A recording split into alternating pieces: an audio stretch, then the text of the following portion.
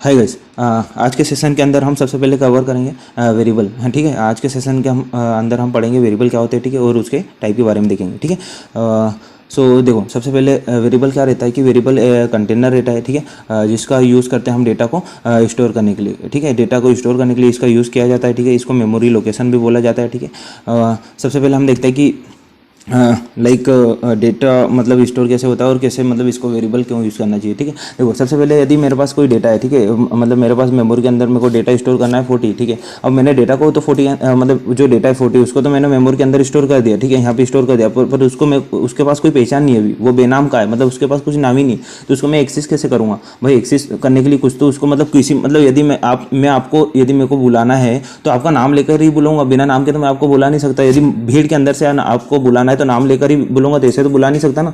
तो इसलिए मैं क्या करूंगा, इसलिए क्या होता है कि यहाँ पे हम उसको मतलब एक यूनिक पहचान देनी पड़ती है, ठीक है। तो वो कौन देते हैं, वेरिएबल से देते हैं, ठीक है। यूनिक पहचान कौन देते हैं, वेरिएबल देते हैं। तो वेरिएबल्स क्या रहते हैं, वेरिएबल्स जो कि एक यूनिक आइडेंटिटी प्रोवाइड करते हैं किसी डेटा को जो मेमोरी के अंदर स्टोर किया गया है, ठीक है। और उसके बाद एक यूनिक आइडेंटिटी देते हैं और उसका यूज करते हैं, मतलब वेरिएबल्स का यूज करते हैं डेटा को स्टोर करने के लिए, ठीक है, डेटा को एक्सेस करने के लिए फ्रॉम द मेमोरी, मतलब मेमोरी से एक्सेस करने के लिए उसको होल्ड करके रखने का काम कौन करता है, वेरिएबल करता है। तो इसलिए हम वेरिएबल का यूज करते हैं, ठीक है। यहाँ पे आप देख रहे हो कि यहाँ पे देखो, यहाँ पे ये मेरा मतलब एक वेरिएबल है, वेरिएबल का नाम कंटेनर, जो कि अभी क्या कर रहा है, 40 को होल्ड करके रख रहा है, ठीक है। ये नीचे ध्यान मत दो, नीचे वाले पर अभी ध्यान नहीं देने का, ठीक है। 40 को अभी ध्यान दो, 45 को नहीं। तो 40 को कौन कर रहा है, यहाँ पे एक कंटेनर नाम का वेरिएबल जो कि होल्ड करके रख रहा है, और इसके थ्रू हम जो 100 लोकेशन पे 40 पड़ा है उसको एक्सेस कर सकते हैं, ठीक है। तो यहाँ पे क्या कर रहा है ये कंटेनर नाम का जो वेरिएबल है वो क्या कर रहा है, 40 को होल्ड करके रख रहा है, ठीक है। इसके थ्रू हम 40 को एक्सेस कर सकते हैं, ठीक है।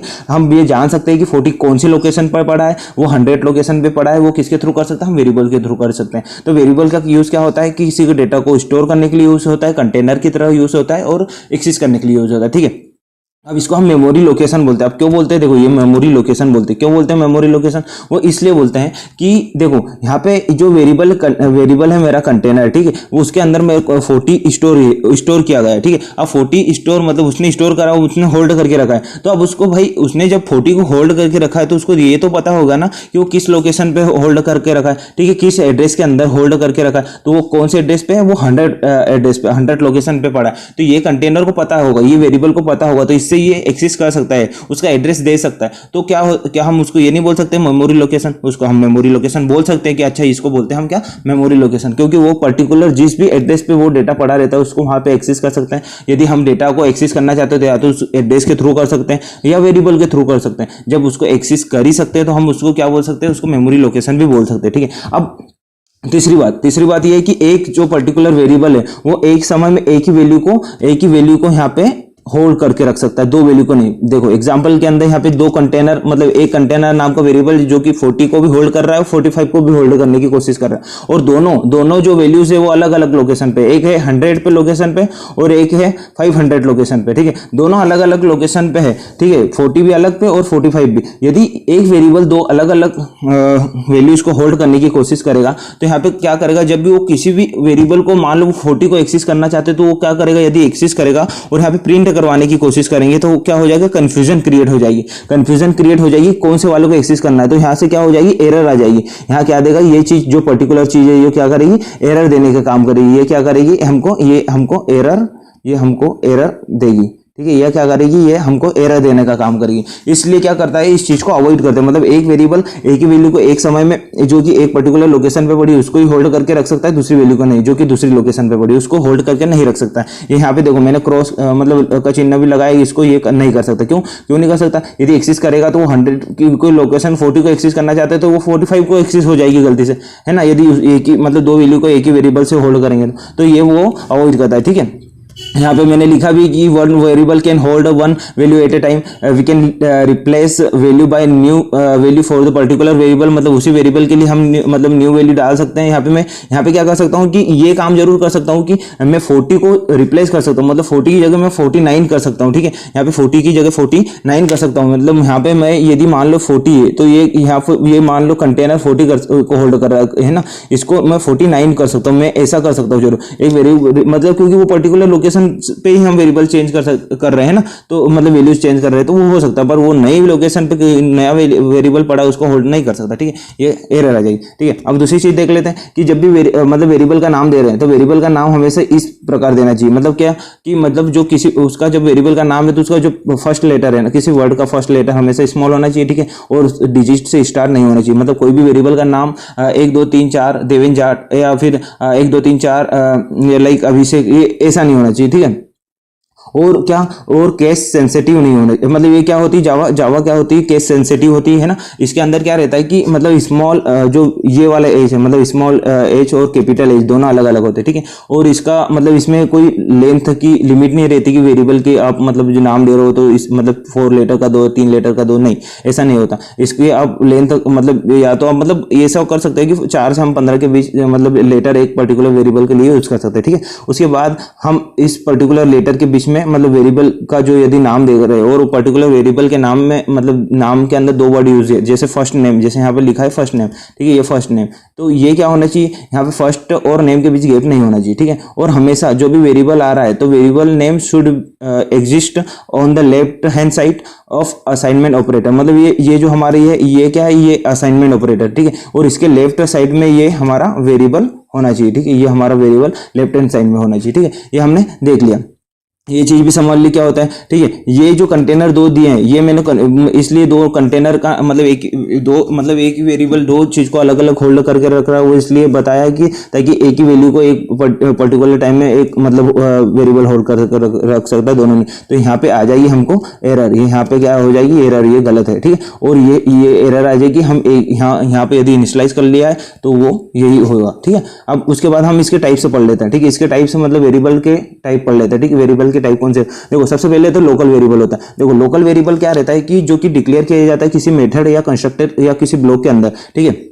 और दूसरी बात वो मतलब पर्टिकुलर मेथड को जब भी हम कॉल करते हैं, ठीक है, जब भी कॉल करते हैं तो वो क्या करता है मेमोरी में मतलब मेमोरी के अंदर मतलब जगह ऑक्यूपाइज करने का काम करता है, ठीक है, जो है ना, वो जब भी मतलब डिक्लेयर होगा और उसका जो स्कोप रहता है वो पर्टिकुलर मेथड या किसी फंक्शन के मतलब अंतर्गत ही रहता है, मतलब उसको बाहर यूज नहीं कर सकते, ठीक है। और उसके बाद उसके लिए कोई डिफॉल्ट वैल्यू नहीं होती, देखो यहाँ पे पॉइंटर में मैंने लिखा कि उसके लिए कोई डिफॉल्ट वैल्यू नहीं होती, ठीक है, कोई डिफॉल्ट वैल्यू असाइन नहीं की जाती लोकल वेरिएबल के लिए। हमको उसको यूज करने से पहले हमको क्या करना पड़ेगा, उसको मतलब इनिशियलाइज करना पड़ेगा, ठीक है, नहीं तो वो एरर दे देगा, ठीक है। इसको थोड़ा हम देख लेते हैं, कैसे देखेंगे, देखो आगे हम थ्योरी कंप्लीट कर लेते हैं और सारी चीजें फिर देख लेंगे, या तो फिर एक काम करते हैं हम आगे थ्योरी कंप्लीट कर लेते हैं, ठीक है, मतलब प्रैक्टिकली देख लेते हैं, ठीक है। तो सबसे पहले हम इसको यदि प्रैक्टिकली देखें तो देखो यहाँ पे मैंने यहाँ पे कोड लिखा है, ठीक है। इस कोड के अंदर क्या हो रहा है, इस कोड के अंदर मैं सबसे पहले अपन देखेंगे इंस्टेंस वेरिएबल क्या होता है। देखो इंस्टेंस वेरिएबल वो वेरिएबल होते हैं जो कि किसी क्लास के अंदर और सारी जितने भी फंक्शन से रहते हैं, जैसे यहाँ पे वॉइड लोकल फंक्शन हो गया, यहाँ पे मेन मेथड फंक्शन हो गया, ठीक है, ये मेन फंक्शन हो गया। इसके क्या होता है कि वो इनके बाहर डिक्लेयर किए जाते हैं, उसको बोलते हैं क्या, इसकी डिक्लेरेशन कहाँ होती है, किसी क्लास के अंदर और फंक्शन के बाहर, जिसको बोलते हैं इंस्टेंस वेरिएबल, ठीक है। और अब इंस्टेंस वेरिएबल दूसरी बात कि जब इंस्टेंस वेरिएबल जो रहेगा, ठीक है, वो पूरी क्लास में कहीं पे भी वो एक्सेस हो सकता है। मतलब मान लो इंस्टेंस वेरिएबल को तुमने यहाँ पे भी एक्सेस कर लिया, देखो ये तुमने यहाँ पे भी उसको एक्सेस कर लिया, ठीक है, और उसको तुम यहाँ से भी एक्सेस करके यहाँ से भी डायरेक्ट कॉल कर सकते हो, ठीक है, उसको कहीं पे भी एक्सेस कर सकते हो। देखो यहाँ पे तुमने ऑब्जेक्ट का नाम लेके उसको एक्सेस कर लिया, मतलब उसको कॉल कर लिया, तो मतलब एक पर्टिकुलर इंस्टेंस वेरिएबल कैसे भी कॉल हो सकता है, मतलब है ना, उस पर्टिकुलर क्लास के अंदर, है ना, ठीक है। अब दूसरी बात कि देखो अब जब ये रहता है मतलब इंस्टेंस वेरिएबल मेमोरी कैसे लेता है, मतलब मेमोरी के अंदर जगह कैसे लेता है। देखो जब भी हम मतलब हर ऑब्जेक्ट, जैसे यहाँ पे मेरे 2 ऑब्जेक्ट बनाए, ठीक है, ऑब्जेक्ट 1 और ऑब्जेक्ट 2, ठीक है, और हर ऑब्जेक्ट के लिए क्या करेगा, एक सेपरेट जगह लेगा मेमोरी के अंदर। जैसे ही पहला ऑब्जेक्ट क्रिएट करा है ना, यहाँ पहला ऑब्जेक्ट क्रिएशन हुआ, जैसे पहला ऑब्जेक्ट बना तो क्या कर लेगा, मतलब x इक्वल टू टी मतलब 33, तो यहाँ क्या करेगा, x क्या कर लेगा, मेमोरी के अंदर जगह ले लेगा। अब जैसे ऑब्जेक्ट 2 भी बना, वो क्या कर लेगा, वापस से एक नई जगह ले लेगा, ठीक है, एक सेपरेट जगह ले लेगा, ठीक है, ये हमने यहाँ पे देखा, ठीक है। और उसके बाद इसका एरिया मतलब पूरी क्लास में मतलब वो कर सकता है, इसका इतना बड़ा स्कोप रहता है, पूरी क्लास में एक्सेस हो सकता है। दूसरी बात ये मतलब ऑब्जेक्ट का पार्ट रहता है, ऑब्जेक्ट पे डिपेंड करता है, मतलब किसी क्लास के किसी ऑब्जेक्ट पे डिपेंड करता है, मतलब इसको मतलब कॉल करने के लिए, एक्सेस करने के लिए हमको हमेशा ऑब्जेक्ट बनाना पड़ता है। देखो जैसे यहाँ पे ऑब्जेक्ट, इसको ऑब्जेक्ट के थ्रू हम इसको एक्सेस करते हैं, ठीक है, और इसको कहीं पे भी क्लास में किसी भी मेथड के अंदर कहीं से भी एक्सेस कर सकते हैं, ठीक है। अब दूसरा कि स्टैटिक वेरिएबल, देखो स्टैटिक वेरिएबल वो वेरिएबल रहता है जो कि हम यदि किसी वेरिएबल को डिक्लेयर कर रहा है स्टैटिक कीवर्ड के थ्रू, है ना। यहाँ पे यदि ये स्टैटिक कीवर्ड यूज कर रहा है, डेट मीन्स कि वो पर्टिकुलर वेरिएबल स्टैटिक वेरिएबल वो किसी क्लास का पार्ट है, ठीक है। वो उसका यूज क्यों किया जाता है, उसका यूज किया जाता है किसी भी कॉमन चीज को शेयर करने के लिए, मतलब मल्टीपल ऑब्जेक्ट के लिए, मतलब एक कॉमन मल्टीपल ऑब्जेक्ट के बीच में यदि कोई कॉमन चीज, मतलब जैसे मान लो कि हम यहाँ पे दो ऑब्जेक्ट बना रहे हैं, ठीक है, यहाँ पे दो ऑब्जेक्ट बना रहे हैं, तो यहाँ पे ये जो y इक्वल टू 55 है ना, ये दो बार मेमोरी में जगह नहीं लेगा। ये जब जैसे ही क्लास हमने बनी, क्लास लोड हुई, वैसे ही क्या करेगा, मेमोरी में जगह ले लेगा, और दोनों के बीच, इन दोनों ऑब्जेक्ट के बीच में क्या हो जाएगा, शेयर हो जाएगा। और ये क्या होता है, इसमें मतलब जो वैल्यू रहती है, मतलब इसको जब इनिशियलाइज करते हैं तो क्या होता है कि इनिशियलाइज करते टाइम इसको मतलब डिफॉल्ट वैल्यू मतलब इसके लिए इनिशियलाइज हो जाती है, ठीक है, जब जैसे क्लास लोड होती है उसके डेटा टाइप के अकॉर्डिंग, इसके डेटा टाइप के अकॉर्डिंग। यदि हम इसको नहीं भी इनिशियलाइज कर रहे हैं अभी यहाँ पे डिक्लेयर करते टाइम, तो इसके लिए कोई भी एक डिफॉल्ट वैल्यू इनिशियलाइज हो जाएगी, ठीक है। तो अभी हमने इसको इनिशियलाइज करते हैं, ठीक है। अब देखते हैं लोकल वेरिएबल। देखो लोकल वेरिएबल क्या रहता है कि लोकल वेरिएबल वो वेरिएबल रहता है जिसका स्कोप किसी भी मेथड के किसी भी फंक्शन के अंदर तक रहता है, मतलब वो किसी फंक्शन के अंदर डिक्लेयर किया जाता है और उसका स्कोप किसी भी मतलब फंक्शन के अंदर ही रहता है, मतलब उसको बाहर पे कहीं पे एक्सेस नहीं कर सकता, है ना, ठीक है। जैसे मान लो कि यहाँ पे ये वेरिएबल जेड है, देखो यहाँ पे वेरिएबल जेड है, ठीक है, यहाँ पे ये जेड है, ठीक है, यहाँ पे जेड है, तो यहाँ पे क्या कर सकता है, ये जेड इस पर्टिकुलर मेथड फंक्शन के अंदर डिक्लेयर है, ठीक है, ठीक है, अंदर डिक्लेयर है, ठीक है। तो यहाँ पे इसको यहाँ पे पर्टिकुलर मेथड के अंदर ही एक्सेस कर सकते हैं, इसके बाहर नहीं, इसका इसको भी सिर्फ इतना ही है, ठीक है। इसको यहाँ पे इस दूसरे मेथड के अंदर नहीं कर सकते। देखो जैसे हम करने गए, यहाँ पे हमको एरर बता दी, देखो यहाँ पे ये एरर, देखो ये एरर, ये यहाँ पे ये एरर बता दी कि ये जेड पर्टिकुलर यहाँ पे लाल ये करके बता दिया, ठीक है, कि यहाँ पे आपको कुछ एरर है, ठीक है। जैसे ये यहाँ पे देखो, जैसे मैं इसको रन करूंगा ना, तो वो क्या करेगा, यहाँ पे मेरे को यहाँ पे प्रॉब्लम्स के अंदर एक एरर देगा। देखो ये यहाँ पे देखो ये क्या लिखा है, यहाँ पे आप यदि नीचे देख पा रहे हो तो यहाँ पे क्या लिखा है कि Z can not be resolve to a variable, मतलब किसी भी वेरिएबल के लिए रिजोल्व नहीं हो सकता। मतलब यहाँ पे क्या होता है कि हल नहीं हो सकता। क्यों हल नहीं हो सकता, क्योंकि इसको मतलब इनिशियलाइज ही नहीं करा हमने। इसको पहले हमको क्या करना पड़ेगा, इनिशियलाइज करना पड़ेगा, ठीक है। तो सबसे पहले हमको मतलब इनिशियलाइज सॉरी इसको मतलब किसी भी मतलब दूसरी मेथड के दूसरे फंक्शन के अंदर हम इसको एक्सेस नहीं कर सकते, ठीक है। इसको यहाँ जैसे ही हटा दिया, इसको क्या एरर चले जाएगी, ठीक है।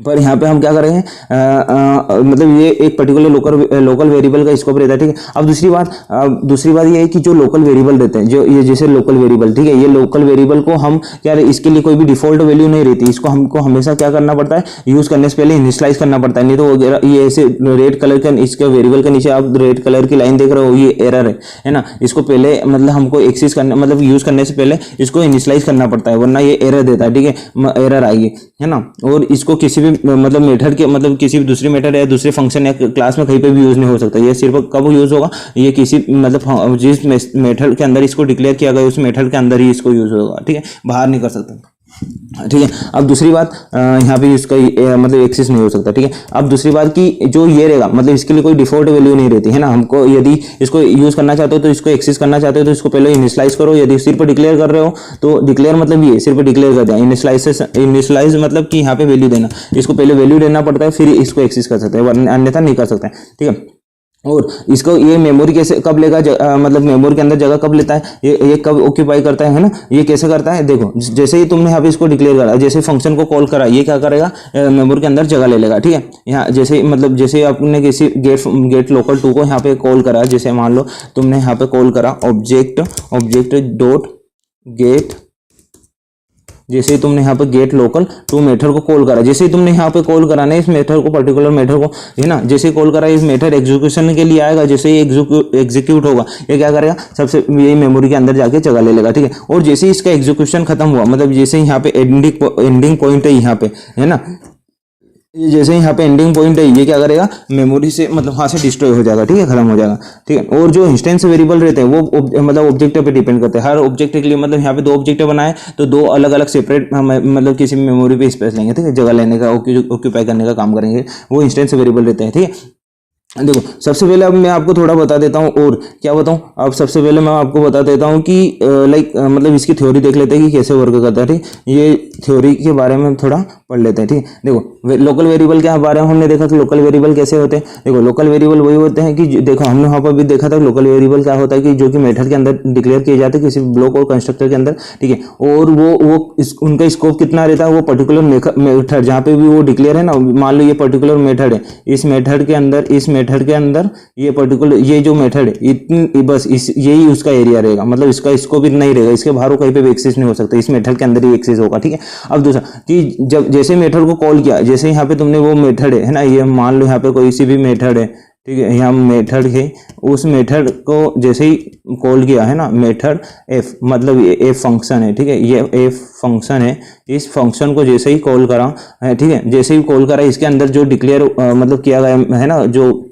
वो क्या करेगा, वो मतलब जैसे वो क्रिएट हो जाएगा और उसको मतलब मेमोरी के अंदर जगह ले लेगा, और जैसे ही मेथड का एग्जीक्यूशन खत्म हुआ वो क्या हो जाएगा, वो यहाँ से मतलब डिस्ट्रॉय हो जाएगा। ठीक है, अब इसके लिए जो डिफॉल्ट वैल्यू रहती है, देखो यहाँ पे there are no default values assign to the variable, मतलब लोकल वेरिएबल के लिए कोई भी मतलब डिफॉल्ट वैल्यू नहीं रहती। हमको इसको जब भी एक्सेस करना रहे, जैसे यहाँ पे मैंने देखा, यहाँ पे जैसे ही एक्सेस करना रहे यहाँ पे लोकल वेरिएबल को, ये लोकल वेरिएबल को एक्सेस करने के पहले इसको इनिशियलाइज करना पड़ेगा, अन्यथा वो एरर देगा। ठीक है, यहाँ पे रेड में एरर, तो ऐसा चलता है। ठीक है, और अगली बात, अगला क्या है कि इंस्टेंस वेरिएबल। इंस्टेंस वेरिएबल क्या रहता है, वो वेरिएबल रहता है जो कि किसी भी क्लास के अंदर, मतलब क्लास के अंदर बट आउटसाइड एनी मेथड्स और कंस्ट्रक्टर, मतलब किसी भी ब्लॉक, कंस्ट्रक्टर या क्लास के या मेथड के बाहर डिक्लेयर किया जाता है और किसी क्लास के अंदर डिक्लेयर किया जाता है। ठीक है, और ये हर पर्टिकुलर ऑब्जेक्ट पे डिपेंड रहता है। ठीक है, ये किससे बिलोंग करता है, ऑब्जेक्ट, हर ऑब्जेक्ट पे, हर ऑब्जेक्ट को से बिलोंग करता है किसी भी वो मतलब पर्टिकुलर क्लास के। ठीक है, कितने जैसे वहाँ पे हमने 2 ऑब्जेक्ट बनाए थे, हर 2 ऑब्जेक्ट के लिए पे मतलब वो डिपेंड रहेगा। ठीक है, वो किसी क्लास पे डिपेंड नहीं रहेगा। ठीक है, और ये क्या यहाँ पे देखो हमने देखा था, वो सेपरेट क्या करता है, सेपरेट कॉपी इज क्रिएटेड, मतलब एक पर्टिकुलर सेपरेट कॉपी मेमोरी के अंदर क्रिएट की जाती है हर ऑब्जेक्ट के लिए। मतलब वहां पे हमने देखा था 2 ऑब्जेक्ट है तो 2 सेपरेट कॉपी उसकी मतलब मेमोरी के अंदर क्रिएट होगी, जैसे हम ऑब्जेक्ट बनाएंगे थे। ठीक है, और इनके लिए मतलब जब भी हम ऑब्जेक्ट, मतलब जैसे यहाँ पे मैंने ऑब्जेक्ट बनाया तो वो जो इंस्टेंस है, जैसे यहाँ पे दोनों ऑब्जेक्ट बनाए है ना, यहाँ पे ऑब्जेक्ट बनाए तो वो जैसे यहाँ पे मैंने यहाँ पे ऑब्जेक्ट बनाया, ठीक है, ऑब्जेक्ट 1 ऑब्जेक्ट और ऑब्जेक्ट 2 करके, तो इसके लिए क्या होगा कि डिफॉल्ट वैल्यू सेट हो जाएगी। मतलब ऑब्जेक्ट जैसे बनाया उसके लिए मतलब एक डिफॉल्ट वैल्यू, मतलब डिफॉल्ट वैल्यू जो कंस्ट्रक्टर रहेगा उसको इनिशियलाइज कर देगा उस डिफॉल्ट वैल्यू के द्वारा। ठीक है, उसके जो भी डेटा टाइप रहेगा उसके अकॉर्डिंगली वो पर्टिकुलर, जैसे यहाँ पे मान लो हमारा इंट एक्स है। ठीक है, इंट एक्स क्या है, एक इंस्टेंस वेरिएबल, इसके मतलब इसको मतलब कंस्ट्रक्टर जो डिफॉल्ट कंस्ट्रक्टर जेवीएम कॉल करेगा उसके थ्रू इसको एक डिफॉल्ट वैल्यू असाइन हो जाएगी, इसके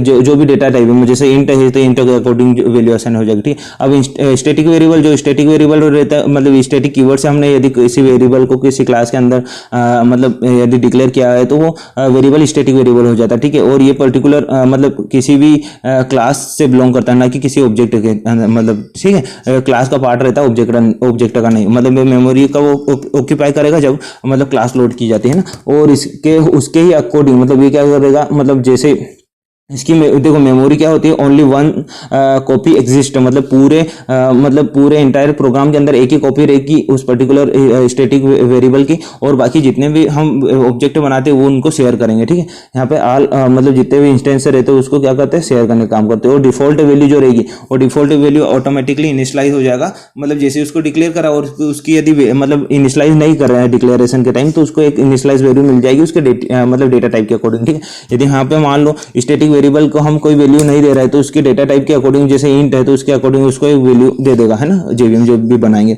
तो ये हमने देखा कि इसका हम कैसे, मतलब हमने देखा कि वेरिएबल से क्या रहते हैं, वेरिएबल से टाइप क्या होते हैं। ठीक है, और आने वाले सेशन के अंदर हम देखेंगे कि डेटा टाइप क्या, मतलब डेटा टाइप के बारे में पढ़ेंगे। ठीक है, तो आज का सेशन हम यही समाप्त करते हैं, मिलते हैं नेक्स्ट सेशन के अंदर। ठीक है, थैंक यू सो मच।